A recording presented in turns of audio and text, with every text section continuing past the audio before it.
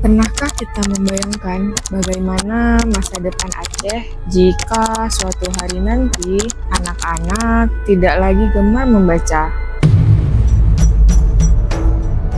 Dulu, jauh sebelum internet hadir, jauh sebelum televisi memenuhi ruang keluarga, bahkan sebelum listrik menerangi setiap rumah, Aceh telah dikenal sebagai tanah yang mencintai ilmu, di menasah, di dayah, di rumah-rumah setiap orang.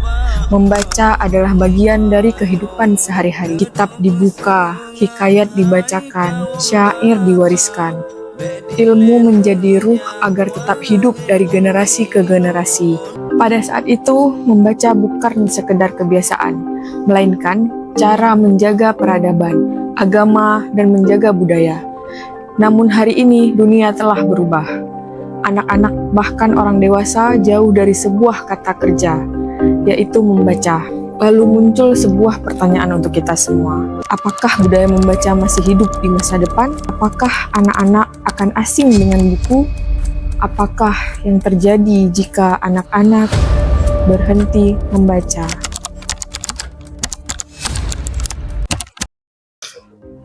Aceh bukan hanya dikenal sebagai Serambi Mekah.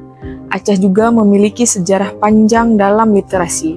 Ratusan tahun yang lalu, berbagai manuskrip ditulis menggunakan aksara lama, kitab-kitab keagamaan, catatan sejarah, hikayat, pantun, dan syair.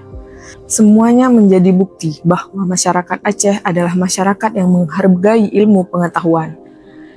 Namun, berbicara literasi di Aceh tidak hanya berarti mampu membaca tulisan. Bagi masyarakat Aceh lampau, literasi ilmu adalah kemampuan membaca arah angin, membaca musim panen, cara membaca waktu, cara belajar berkomunikasi, dan metode untuk mengajarkan ilmu. Sedangkan bagi sebagian masyarakat Aceh lainnya, literasi adalah memahami adat, memahami nilai-nilai Islam, dan menjaga identitas budaya yang diwariskan oleh indatu atau nenek moyang. Karena sejak dahulu, membaca selalu berarti memahami kehidupan, bukan sekedar mengenali huruf. Pertanyaannya, masihkah kita mengenal warisan itu? Masihkah anak-anak Aceh mengenal hikayat yang dahulu begitu akrab di telinga masyarakat? Ini menjadi tantangan kita ke depannya, untuk mengenalkan literasi membaca, termasuk budaya Aceh untuk generasi di masa depan. Setiap generasi selalu meninggalkan warisan. Ada yang berupa bangunan, ada yang berupa karya. Namun, salah satu warisan terbesar manusia adalah pengetahuan. Dan selama berabad-abad, buku menjadi jembatan yang menghubungkan masa lalu dan masa depan. Melalui buku, kita mengenal para pahlawan, kita belajar dari kesalahan orang-orang sebelum kita memahami sejarah, budaya, dan kehidupan. Buku membuat pengalaman seseorang tetap hidup, meskipun orangnya telah lama tiada. Disinilah perpustakaan memiliki peran yang begitu penting. Perpustakaan bukan hanya tempat menyimpan buku, tetapi tempat menyimpan ingatan sebuah bangsa. Hari ini, perpustakaan juga telah berubah. Ia bukan lagi hanya sebuah ruang yang penuh dengan kertas dan buku, tetapi menjadi ruang belajar, tempat berdiskusi dan tempat bertukar pikiran, tempat bermain untuk mengenalkan hal-hal baru, dan juga tempat untuk bercerita. Namun, semua itu hanya akan berarti jika masih ada anak-anak yang mau membuka buku. Karena sesungguhnya yang diwariskan bukan hanya isi buku, tetapi minat untuk terus tumbuh, untuk terus membaca. Hari ini, tantangan terbesar bukan lagi sulitnya mendapatkan buku. Tantangan terbesar justru datang dari sesuatu yang selalu berada di genggaman kita, layar dan video. Informasi datang begitu cepat, jawaban tersedia hanya dalam hitungan detik. Apakah informasi yang cepat selalu menghasilkan pemahaman yang mendalam?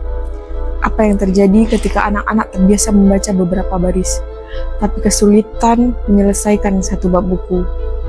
Apa yang terjadi ketika mereka lebih sering menggulir layar daripada membalik halaman? Teknologi bukan musuh, Justru teknologi memberikan kesempatan belajar bagi yang pernah belum dimiliki generasi sebelumnya. Selain itu, tanpa kemampuan membaca secara mendalam, anak-anak akan terbiasa menerima informasi tanpa benar-benar memahaminya.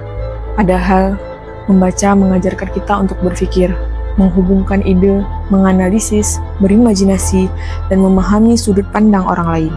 Di tengah berkembangnya kecerdasan buatan, kemampuan berpikir justru tak akan menjadi keterampilan yang paling berharga, dan kemampuan itu dibangun melalui kebiasaan membaca. Masa depan Aceh tidak hanya ditentukan oleh pembangunan fisik, tapi juga oleh kualitas manusianya. Dan kualitas manusia dibentuk oleh cara mereka belajar, cara mereka berpikir, dan kebiasaan mereka membaca. Bayangkan 20 tahun dari sekarang, anak-anak hari ini telah menjadi pemimpin, guru, dokter, pengusaha, peneliti, dan orang tua. Nilai apa yang akan mereka wariskan?